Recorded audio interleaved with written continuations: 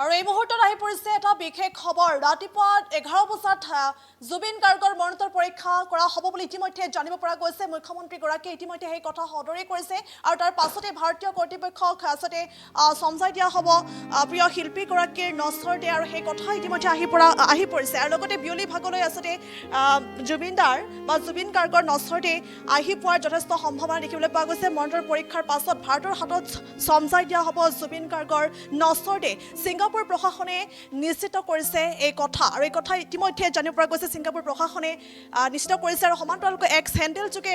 মুখ্যমন্ত্ৰীগৰাকীয়েও এই কথা সদৰি কৰিছে আৰু এইদৰে আহি পৰিছে শেহতীয়া খবৰ আৰু যি আচলতে অনাকাংক্ষিত ঘটনাটো সংঘটিত হৈ গ'ল এই অনাকাংক্ষিত ঘটনাটো সংঘটিত হোৱাৰ পাছতে এতিয়া সিদ্ধান্ত লোৱা হৈছে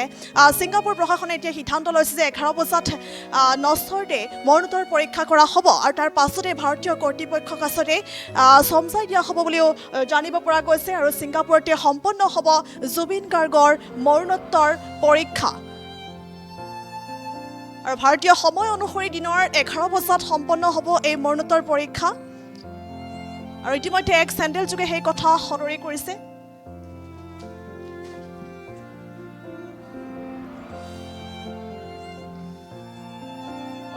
হয় সুস্মিতা আমি ইতিমধ্যে গম পাইছোঁ যে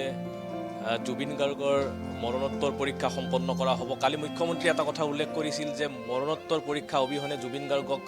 ঘৰলৈ উভতাই আনিব পৰা হ'ব নেকি সেই সন্দৰ্ভত ছিংগাপুৰৰ চৰকাৰৰ সৈতে ছিংগাপুৰৰ উচ্চায়ুক্তৰ সৈতে ভাৰতৰ উচ্চায়ুক্তৰ জৰিয়তে ছিংগাপুৰৰ চৰকাৰৰ সৈতে বা কৰ্তৃপক্ষৰ সৈতে অসম চৰকাৰে যোগাযোগ ৰাখিছিল এই ক্ষেত্ৰত বিদেশ ৰাজ্য মন্ত্ৰী পবিত্ৰ মাৰ্ঘেৰিটাই সম্পৰ্ক ৰক্ষা কৰি আছিল আৰু মুখ্যমন্ত্ৰীয়ে অলপ আগতে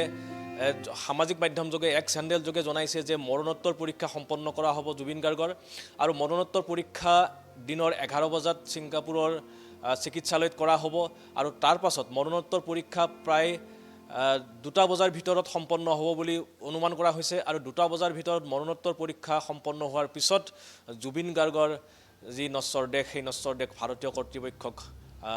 হাতত হস্তান্তৰ কৰা হ'ব আৰু ভাৰতৰ যি উচ্চায়ুক্ত ছিংগাপুৰস্থিত ভাৰতৰ উচ্চায়ুক্তই জুবিন গাৰ্গৰ নশ্বৰ দেহ গ্ৰহণ কৰিব আৰু তাৰ পিছত অসমলৈ মাতৃভূমিলৈ পঠাই দিয়াৰ ব্যৱস্থা কৰা হ'ব গতিকে আজি সমগ্ৰ অসমৰ আকাশ গোমা সমগ্ৰ অসমবাসী দুখত কালিৰে পৰা ম্ৰিয়মান আমি সকলোৱে জানো প্ৰাণৰ শিল্পী জুবিন গাৰ্গ আমাৰ সকলোকে এৰি এই সংসাৰৰ পৰা বিদায় মাগিছে আৰু জুবিন গাৰ্গৰ নিথৰ দেহ কেতিয়া উভতি আহিব জুবিন গাৰ্গ কেতিয়া উভতি আহিব তাক লৈ অনুৰাগীয়ে কালি ৰাতিৰে পৰা উজাগৰিৰ নিশা পাৰ কৰি শত সহস্ৰ অনুৰাগীয়ে লক্ষ লক্ষ অনুৰাগীয়ে বাট চাই আছে আৰু আজি বিয়লিৰ ভাগত জুবিন গাৰ্গৰ নিথৰ দেহ অসমলৈ উভতি আহিব এই কথা প্ৰায় নিশ্চিত হৈছে মৰণোত্তৰ পৰীক্ষা সম্পন্ন হোৱাৰ পিছত দিনৰ 2 বজাৰ ভিতৰত যদি মৰণোত্তৰ পৰীক্ষা সম্পন্ন হয় আৰু মৰণোত্তৰ পৰীক্ষা সম্পন্ন হোৱাৰ পিছত ভাৰতীয় কৰ্তৃপক্ষক যদি জুবিন গাৰ্গৰ নশ্বৰ দেহ সমজাই দিয়া হয় আৰু তাৰ পিছত বিশেষ বিমান যোগে পোনে পোনে গুৱাহাটীলৈ লৈ অহা হ'ব বৰঝাৰ বিমানবন্দৰলৈ লৈ অহা হ'ব আৰু তাৰ পিছত ৰাজ্য চৰকাৰে বিশেষ আয়োজন কৰিছে জুবিন গাৰ্গৰ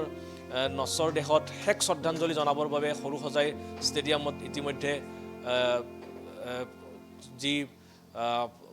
প্ৰচেষ্টা চলোৱা হৈছে সকলোৰে বাবে শ্ৰদ্ধাৰ্ঘ্য জনাবৰ বাবে প্ৰচেষ্টা চলোৱা হৈছে আৰু আমি দেখিছোঁ যে আজি অসমৰ বিদ্যুৎ সমাজে অসমৰ সুধী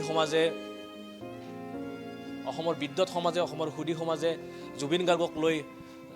তেখেতসকলৰ যি মন্তব্য বা মনৰ অনুভৱ প্ৰকাশ কৰিছে অসমৰ সংবাদ মাধ্যমতো এখন যদি আমি আমাৰ সংবাদপত্ৰ আমি চাওঁ তেতিয়াহ'লে দেখিম যে অসমৰ সংবাদপত্ৰতো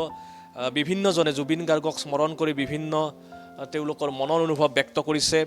নগেন শইকীয়া প্ৰথিতযশা সাহিত্যিক নগেন শইকীয়াই লিখিছে জুবিন গাৰ্গ অমৰ হওক ইমৰান শ্বাহে বিশিষ্ট গল্পকাৰ সাহিত্যিক ইমৰান শ্বাহে জুবিন গাৰ্গক বিখ্যাত কবি চেলিৰ লগত তুলনা কৰিছে হীৰেণ গোহাঁইৰ দৰে চিন্তাবিদে লিখিছে হঠাৎ জুবিন গাৰ্গ যে নোহোৱা হৈ গ'ল সেই সন্দৰ্ভত লিখিছে হীৰেণ গোহাঁই লিখিছে অকল অসমবাসীৰ বাবে কিয় বিশ্বৰ বিভিন্ন প্ৰান্তৰ বাবেও এইটো এটা অতি দুখবৰ জুবিন গাৰ্গৰ সতীৰ্থ জুবিন গাৰ্গৰ